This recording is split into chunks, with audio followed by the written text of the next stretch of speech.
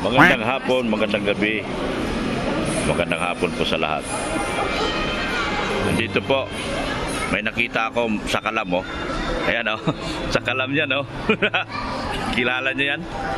Sa kalam ng Kalingap yan. Shout out yan. Okay. Bye-bye po. Sige na, ingat kayo. Yan, ingat kayo, ingat. Oy! Bye-bye! Ah! Ayan po mga Kalingap. Bakit ako itong video kong ito ngayon mga Kalingap, reaction video ito sa ginawa ni Bupil doon kay Beyonce, na ang masasabi ko naman ay hindi nyo dapat ginawa ng ganong kasamang reaction yung bata, dahil wala naman siyang ginagawang masama doon sa kanyang TikTok. Pangalawa, buhay po nila yan at pribadong buhay po nila yan. Hindi naman natin sila pwedeng panghawakan dahil hindi naman tayo communist country.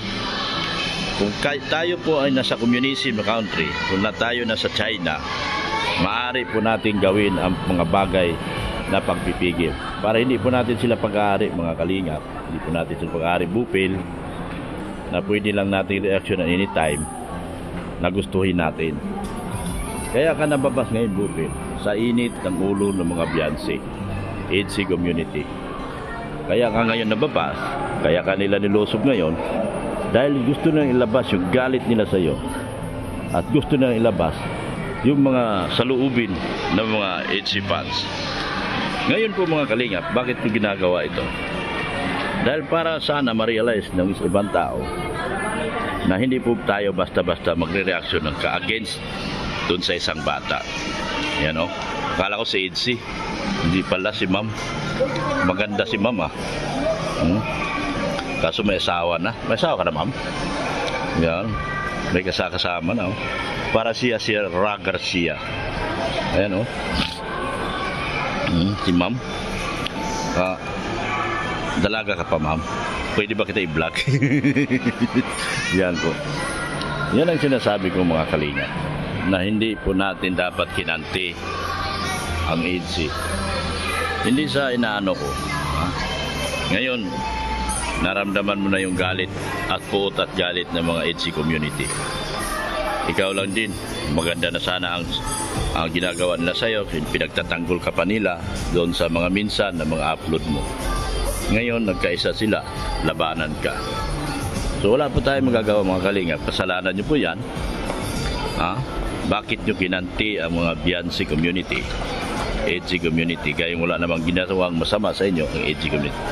No, reminder ko lang din po, kung tayo po ay mga reactor, doon po sa para sa aking pananaw lang po ito, tayo reactor at meron tayong lab team na kinaaniban, maghinay-hinay po tayo doon sa ating mga sinasabi, dahil maapektuhan po yung lab team ng ating kinakaniban sa bandang huli po. Kasi bilang isang reactor po dapat naging maingat po tayo sa mga sinasabi po natin, dahil anumang oras ikakapahamak po ng ating grupo, ikakapahamak po doon sa ating sinusuportahan. Bakit ko nasabi ito mga Kalingap? Ang sinasabi ko nga ganito, kapag nagre-reactor tayo, supposed to be ang reactor ay wala ka pong kinikilingan na isang grupo.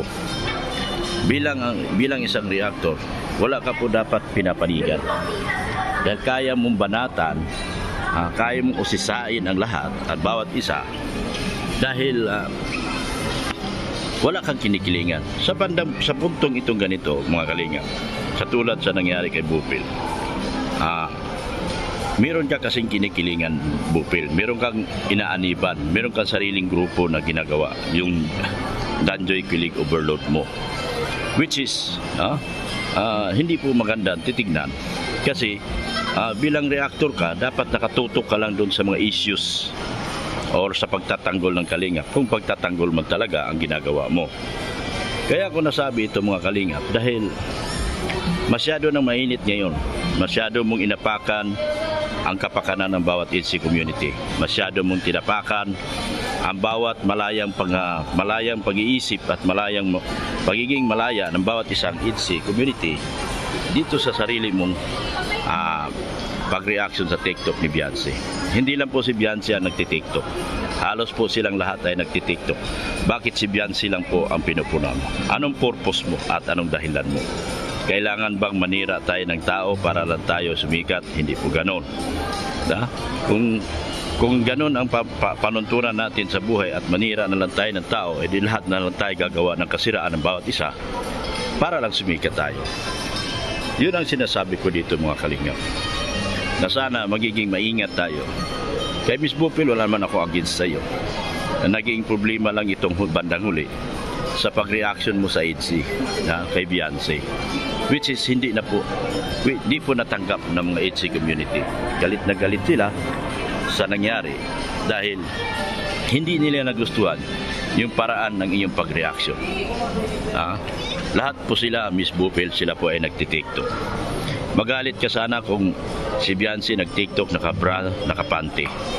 Magalit ka sana kasi against na po sa rules ng community yan. Rules ng kalingap. Kung si Beyonce nakapante, nakabra. Lalong magagalit ka sana kung nakalabas na yung labi. Ang problema hindi, pakilig lang yung ginagawa niya eh. At lahat naman sila nagti-TikTok, bawat isa sa kanila. So hindi mo dapat na ginawang issue to para masira mo ang isang bata. So, ganun pa man, ikaw din ang nagsikripisyo sa bandang huli. Bakit kailangan mo silang reaksyonan? Dapat doon tayo sa mga issue. Na gusto nyong issue, di ba? Yung gusto nyo, doon tayo sa sa mga kumakalaban sa kalingap, dapat tayo nakatutok. Dapat, araw-arawin, maya-mayain mo at minuminuto, segundo, oras-oras, mumbabakbakan si Federico Santos dahil siya po ay gumagawa at against sa kalingap ang kanyang mga ginagawa. Yan po ang tamang pagre-reaction po. Yeah. Ako man din ay reactor pero wala akong panahon magre-reaction dahil nakatutok ako sa gawain ko bilang charity vlogger. Dito ako sa pag-charity, dito ako masaya at gumugugol ako ng sarili kong pera para lang makapag-charity ako. So hindi po natin dapat habulin ang views dito. Yun po ang sinasabi ko. So dapat naghinay-hinay ka, nag-isip ka mabuti, pinag-isipan mo ang bawat ginagawa mo para hindi tayo nagiging bias sa bandang huli, Miss Bupil. Yun. Ako wala akong galit sa iyo. Ang EDC community ang may galit sa iyo. Ako naintindihan kita doon sa ginagawa mo. Pero ang EDC community nagiging kaaway mo rito. Ang buong EDC community, malaki po ang magiging epekto nito sila sa iyo. Bupil, sinasabi ko sa iyo. Dahil ang laking community po ang EDC. Hindi po basta-basta ang community ng EDC. Dahil mabibilang mo po kung ilang milyon na po ang views ng EDC. Nasa 30 million mahigit na po. Ibig sabihin, napakalakas po nila pagdating sa views, Bupil. So, kung sinasabi ko nga sa iyo, wala akong galit. Ano man kailan sa iyo, wala akong galit. Pero sagutin mo sila. Hindi mo dapat ini-off yung comment section. Dahil kumukuha ka ng simpatiya ng bawat isa eh. Doon mo malalaman kung nagustuhan ng tao o hindi yung ginagawa. Hindi mo dapat ini-off yung comment section. At patuloy mo dapat silang hinayaan magsalita ng malaya. Kung magagalit man sila sa iyo, ibabas ka nila, which is tama lang din sila. Dahil meron kang nagawang hindi maganda. Yun lang po ang napansin ko, Bupil, din sa ginawa mo na nag-off ka ng comment doon sa comment section mo.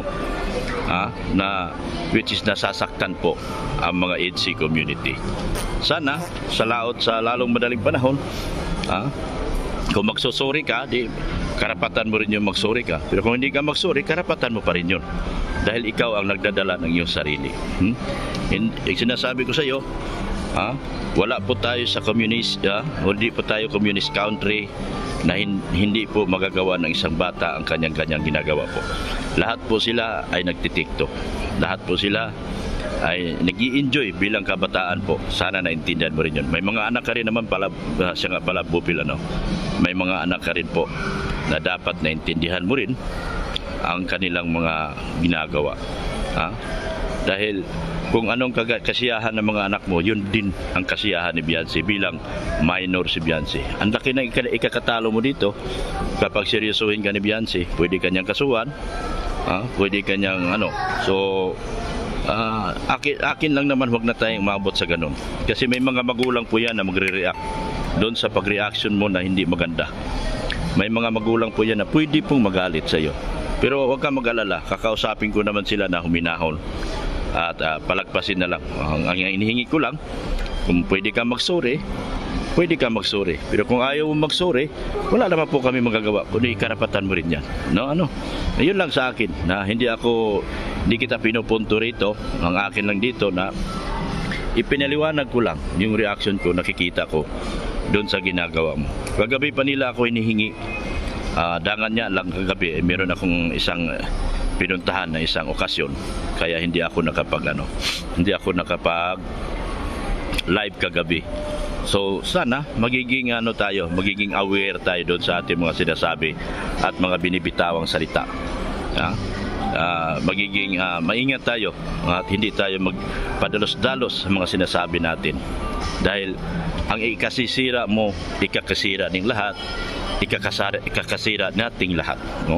Pareho tayo na sa Kalingap community at alam mo na hindi po maganda ang ganong naging senaryo ng iyong mga binitawang salita against doon kay Beyonce. Kasi sa totoo lang sila po, sinasabi nga nila, kung nababasa mo yung mga comment nila, mayroon daw po na halos bra at panty na lang ang ginagawa sa pagtitiktok, pero hindi mo napapansin.